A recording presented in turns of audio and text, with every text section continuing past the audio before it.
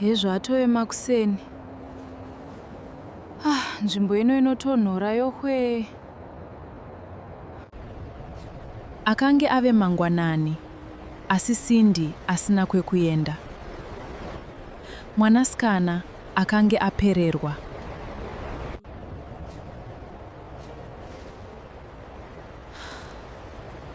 Mari yasarai ishoma kuti nditsvage imba yekugara.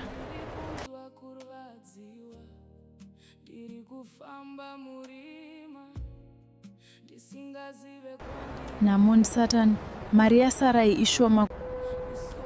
Nzara yakange yomubvunza mutupo, asi zano ainge asina zvake Cindy.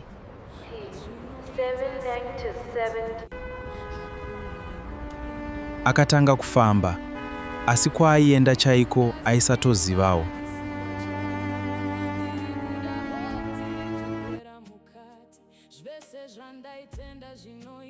Ndaiti ndikabudawo muZimbabwe zvanaka.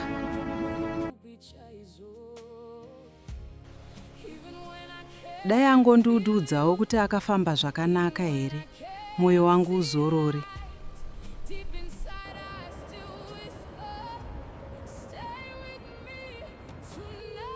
Progress, toitawo chigunduru here shuwa?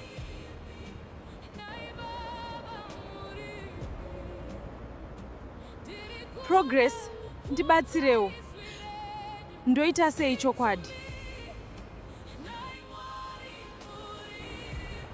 The number you have called is switched off.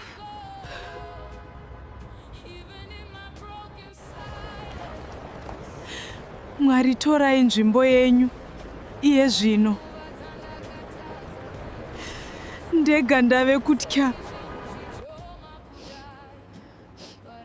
Please give me the strength to get through another day. Asina shamwari, asina pekugara, akaramba achitsvaga nzira.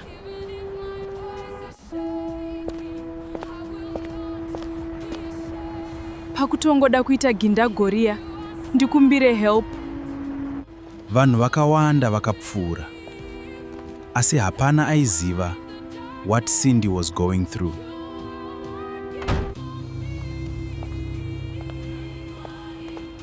Kwazwai sis? Is everything okay? Ndauya kuCape Town kuzotsvaga basa, asi munhu wandaivimba naye haasi kubatika. Zvinotika kakawanda izvi, asi ndichakubatsira.